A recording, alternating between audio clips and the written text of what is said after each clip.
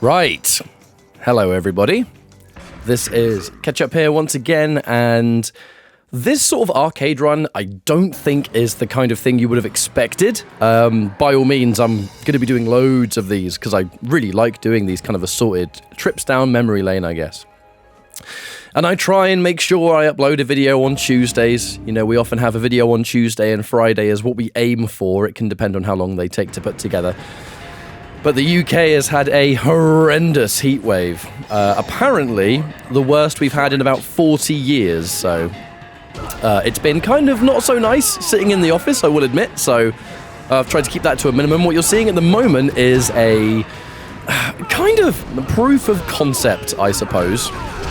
As Taven, in one of my recent videos, you'll notice that I did a video that breaks down Taven and Dagon. By doing arcade runs with Taven, I've realized that even on the highest difficulties, Taven has some really interesting stuff that could potentially be used for an arcade speedrun. The main thing I'm thinking about is kind of what you're seeing in front of you right now. How if Taven does his ground pound, kind of within the just outside of jump distance, it seems extremely likely that the AI is going to jump. And if they jump, you can get an anti-air, and if enemies are in the air in this game, everything is completely unscaled. Now, I'm fairly certain that wasn't an intentional feature, but some characters can use that to get unbelievable amounts of damage if they try and jump out. But as you can see here, that's about half-life, you know. The combo counter says 47%. I do think it's correct. I am doing this on the Wii version, so there are going to be some Wii exclusive elements to this game. There's actually some changes in Armageddon that a lot of you might not know about. On the Wii version, you can manually put yourself down into like a crouched state. So there's like a wake-up system in Armageddon anyway, where you can stay on the floor and do various attacks off the ground. Love that. Love seeing that whiff attack right in front of them. Just Armageddon things, you know, just ignore it. But on the Wii, you can do it on command, and there's also some kind of like jump attack like that. I believe that's also not on the PS2 and stuff like that. That only seems to happen when I play Armageddon, so I'm going to assume that is the way it goes. But as you can see right here, boom, that's like a Half-Life combo. So when I use the term proof of concept, what I mean by that is the 3D MK speedrun idea is quite an interesting one. You have to sort of tackle the AI very differently to how you would a sort of normal opponent. And that's really the exact same case in Armageddon. There is a sort of speedrun that I watched. The YouTube user was the Andy Social Network. I'll probably link the speedrun in the comments, I think, so you can check it out for yourself. Currently seems like the most sort of meta character, I guess, is Goro. Goro has this like ground pound that just never seems to miss, and you can just knock him down, do the ground pound, rinse and repeat. Very much the same thing every time. But by doing Taven's arcade runs and realizing that I can get the AI to jump, and if they jump, it's like Half-Life, I'm kind of sitting there thinking, like, is there some potential source here with Taven? Because Taven can ring out. I'm pretty sure I actually ring out Rain here as well, because he's in the perfect situation. The standing 1 can ring out as well, which is fantastic. And I'm just sitting here thinking, like, if we can get that ground pound from far away, are we going to be able to sort of get them to jump? And if they jump twice, you know, in theory, that could be the end of the round, of which, in theory, might be faster than the current Goro strat, but I guess this is something to stick out there, you know, put the feelers out and see if anyone feels like I might be onto something. I could be completely talking out of my arse, to be honest with you.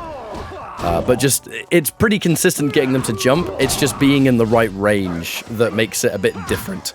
Because, you know, at the highest difficulty, AI is just going to, up close, they block a lot of stuff.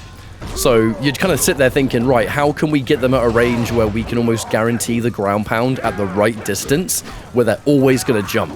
Because if we can loop that, then, you know, we're laughing, really. And considering I've not really done too many full arcade runs, I think the time here clocked in at just under 10 minutes, maybe about. I'm certainly not going to call this a speedrun. You know, this is by no means a proper attempt. However, it's not too far away from the current world record, of which, if I've got my information right, it's under 7 minutes in-game time. So You have to look at the sort of in-game clock in between matches, I think, to find out how long the matches have been. But I guess, you know, if you can get a tower that has a lot of ring outs, I don't know if there are any arcade towers that have ring outs every single time. If they are, then that's, you know, pretty much perfect, really. You can ask for a better tower than that. So long as the ring out doesn't take too long, that is. Some of the death traps on this game can take quite a while, so might not be as good as just doing 2 combos, you know. But it's been good. The last few weeks have been a lot of fun. We've got a couple more of those countdown videos out there, and I really appreciate the positive feedback from the one that I made. The sort of countdown series is something that normally Mustard takes on. Just a fun little project, you know, and you know, Jake does a great job on those. But as Jake was busy with DNF Duel, a game that really has sort of taken the FGC by storm a little bit. I wouldn't say quite the same degree as Strive, but I think there's been a lot of people watching it and checking it out. Tournament numbers have been really good. I think a lot of people are just kind of embracing the chaos, really. That game is outrageous, to say the least. And it's not every day that you get a game that's built around that anymore. The kind of game where almost every single character is thoroughly busted in their own way. Normally, so many devs are focused on, you know, keeping things contained. And obviously, you know, that's a conversation for another time. Some games have their pros and cons for being broken or too balanced, maybe, I don't know.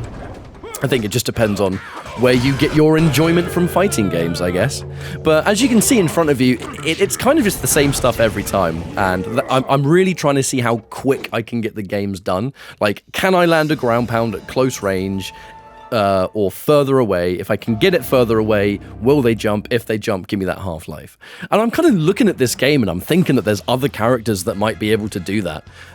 Possibly the biggest example of a character that can shred your life bar via an anti-air, or at least hitting you trying to jump, is Cyrax, of all characters.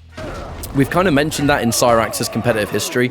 I do actually want to extend some apologies, actually, because back when I made the MK meta for Armageddon, that was a few years ago, and my knowledge of Armageddon has extended a lot more than it used to be. Because back when I made that video, there wasn't as much of a 3D sort of online scene. There's still not a massive one to this day, but there's definitely people that will jump in and sort of play it with each other, whether they use, I think currently the most popular way is to just use the Dolphin net play, I think.